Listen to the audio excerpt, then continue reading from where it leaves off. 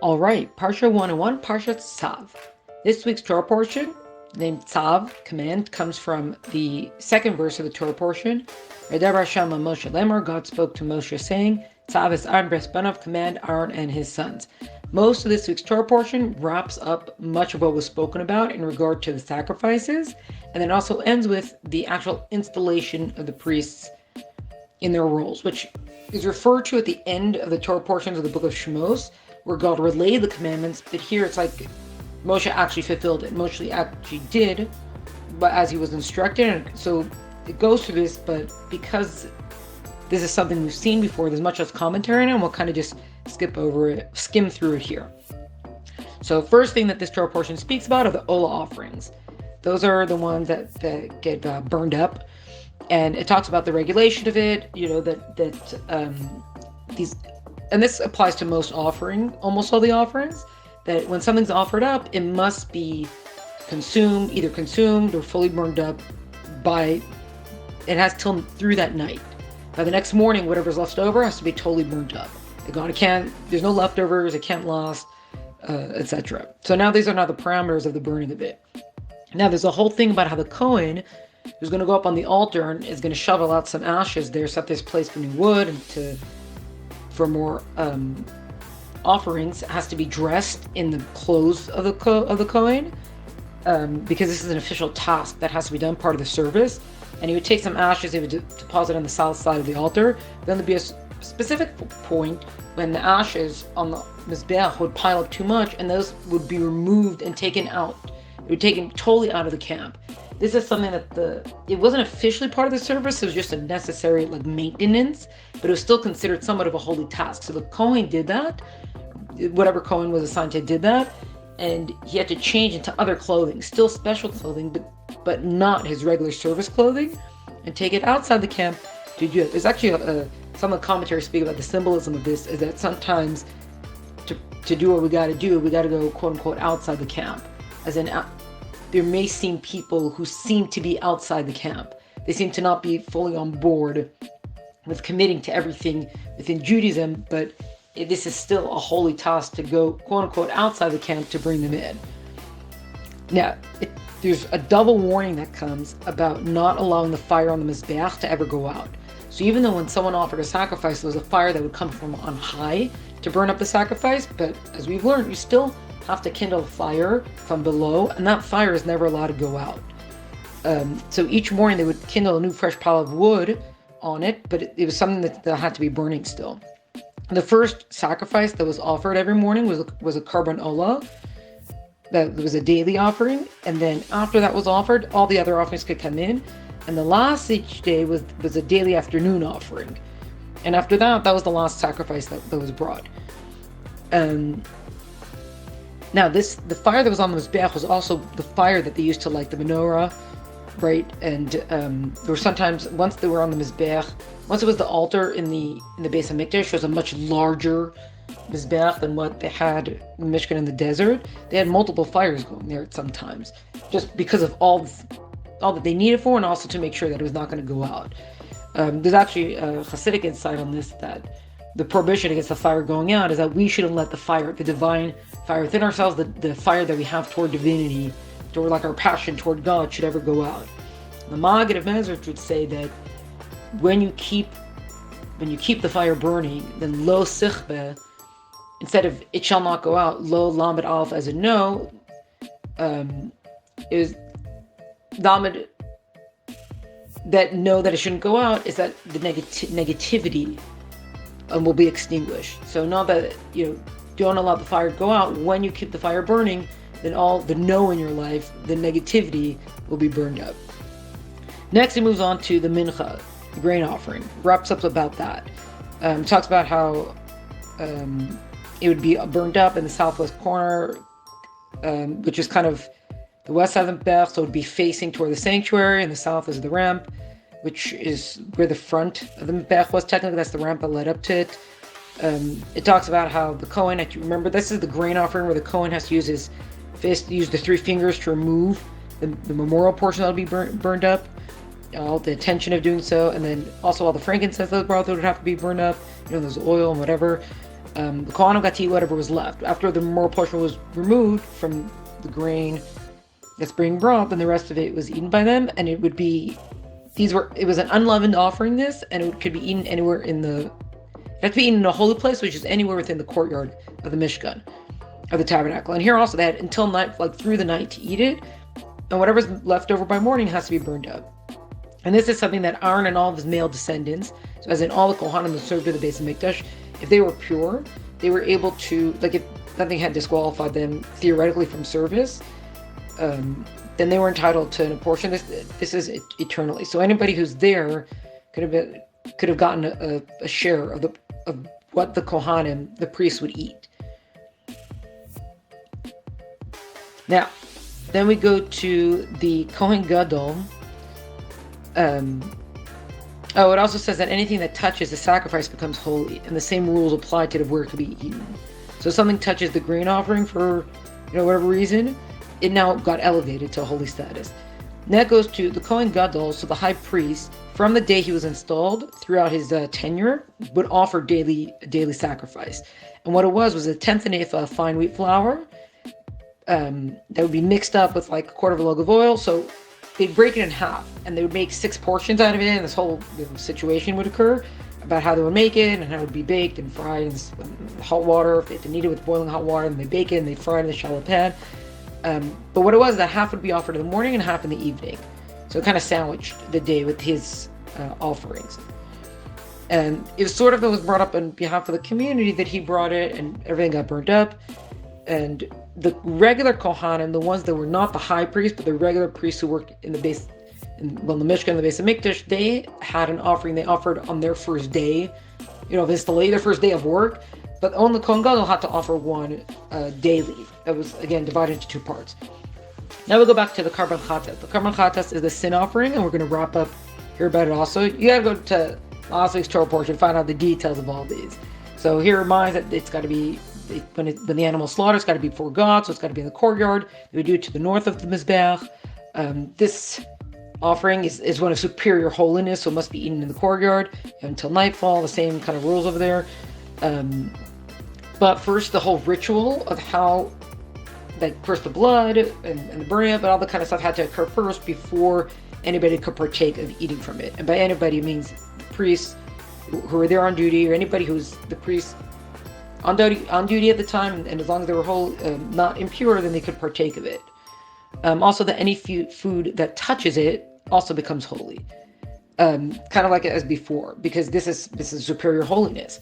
So that means that the rules of how that food can be eaten are the same as the offering, the food of the offering itself, the meat of the offering itself. There's also a thing that even if blood somehow spurts on the garment, then it has to be washed off in a holy place. So within the temple courtyard, within the complex of it, that the blood has to be washed up there, because this blood is a holy blood. The whole thing about that. There's also another thing about talking about metal vessels versus earthenware vessels, according to how the sacrifice is offered up and what it's cooked in and all this sort of stuff. This all goes actually to the rules of kashrus, that a metal vessel is something that can be boiled, it could be purged, it could be boil hot water in it. We'll just use the phrase, you kind of kosher it again. But an earthenware vessel doesn't have the same rules, because it's considered something that absorbs whatever's cooked in it. So if a sacrifice has been cooked in the metal vessel, it could be purged, it's got to be cleaned out, it's got to be rinsed out with cold water, boiling water, cold water. This metal vessel cannot be used again for other things. If it was cooked up in an earthenware vessel, then it can't be. So once it's been cooked up in it, it's considered to have absorbed some of this holiness of the sacrifice. So what happens is that the earthenware vessel has to be shattered, and it can't be used again. So that's the Korban Chatas. Now we go to the Korban Asha, which is the guilt offering.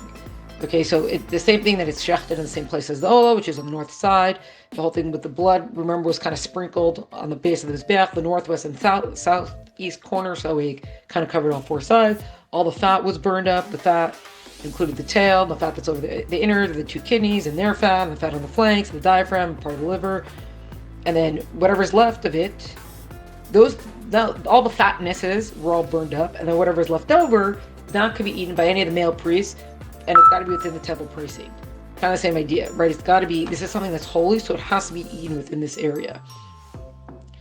And same with the portion of getting from getting the hide of the ola, the carbon ola, which was all burned up, but the hide of the animal was saved.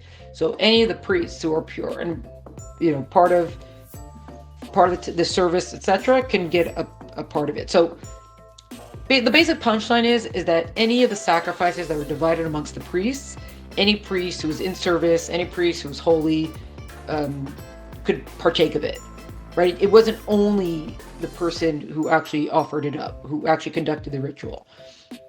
Now we have the shlamim, which is the peace offering, and here it adds in a new part to it, because there's also Karan Toda, a thanksgiving offering, which falls under the shlamim. So kind of whatever the rules of the shlamim were on the animals and whatever from last time, there's a new dimension now to it called that's a thanksgiving offering for it, right? Which of course goes along with peace. So there's 4 reasons why someone would bring this offering, and actually today these 4 reasons are still applied when it comes to what we call benching gomel, right? There's a bracha gomel that you say at the Torah for someone who completes a transoceanic voyage. So usually someone who flies overseas and safely returns home. They say they bench gomel for that, because that's the big deal. Someone who makes a trek through a desert, someone who was released from captivity or prison, and someone who recovers from a very serious illness. These were things that they would then bring a carbon toda for, and today we bench gomel for this. So the carbon, the toda that was brought, they got the animal, and then as far as, there was also a grain part of it. It was 40 grain offerings. So out of 2 ephahs fine flour and half a log of oil, 40 loaves were going to be made. So 30 of them were going to be unleavened. So it's 10, 10, 10, and each one got a 30th with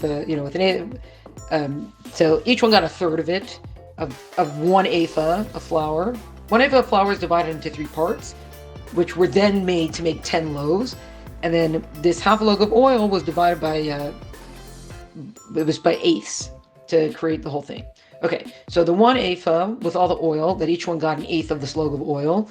There were 10 unleavened loaves. There were 10 flat unleavened cakes that were kind of smeared with oil, and then you had the 10 loaves that were kneaded with boiling water and scalloped, and then they were baked and then fried, this whole process. And then the 10 leavened loaves. Then there were 10 leavened loaves. So there were 30 unleavened and 10 leavened, which are kind of 3 times the size of the others, because the first 30 had 1 ephah between them, and the last 10 had 1 ephah between them.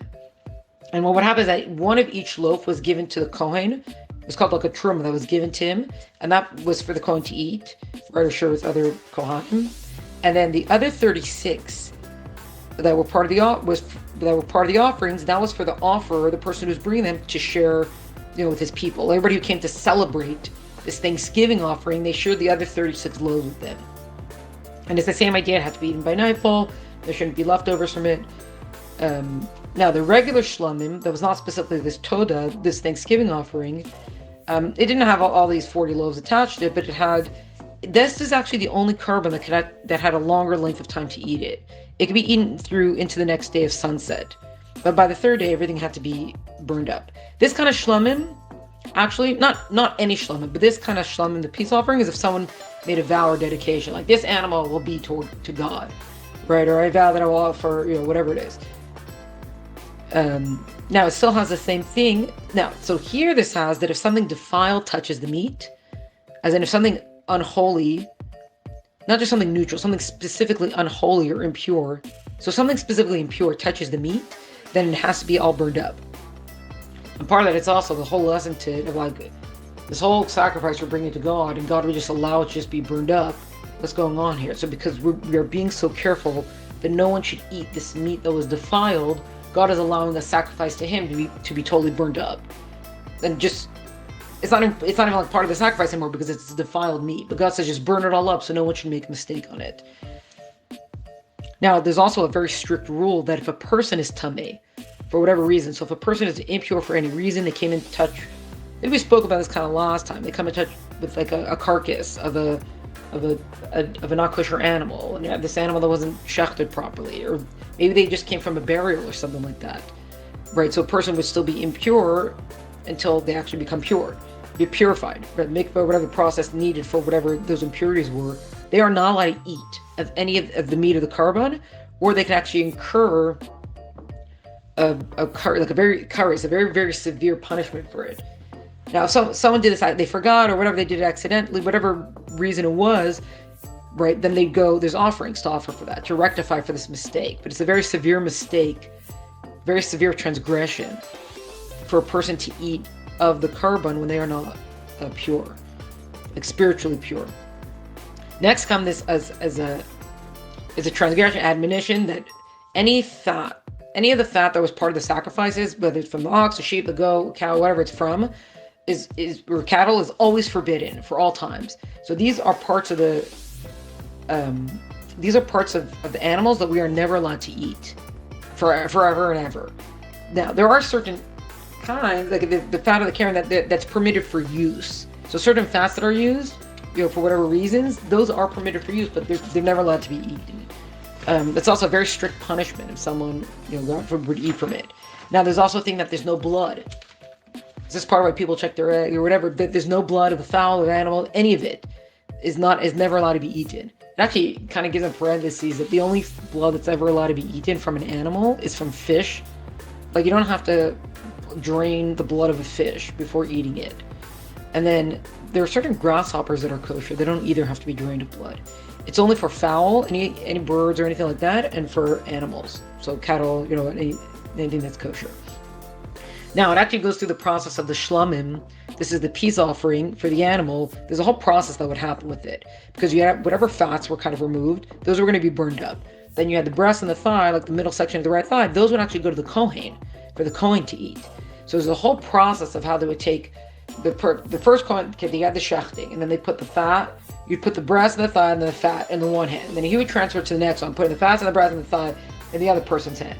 Then the Kohen would put his hands under the hands of the person who's offering it up, and then they would do this whole waving ceremony of north, south, east, west, up and down. And okay, we offer, this off. They didn't say this, but this, this waving thing to say that this is for God. And then they would give it over to the next Kohen, first the breast and the thigh and the fat, and that way the other two meats that the Kohen would eat, the breast and the thigh, that would be separated, and then the fats would go and be burned up. So nothing can actually be eaten until the fat was going to go be burnt up. And then any Kohen could kind of partake, as long as the Kohen was pure, could partake of eating of the meat. And then Hashem says there's this whole thing that you say that, God is thusly commanded, and God commanded us to Moshe at Har Sinai on the first of Nisan. So the day that the Mishkan, the tabernacle, was set up, all this was commanded to Moshe. Now the rest of the Parsha is all about the installation of the Kohanim. So take Aaron and his sons, and you are going to set them up now to be the Kohanim, the priests for all generations.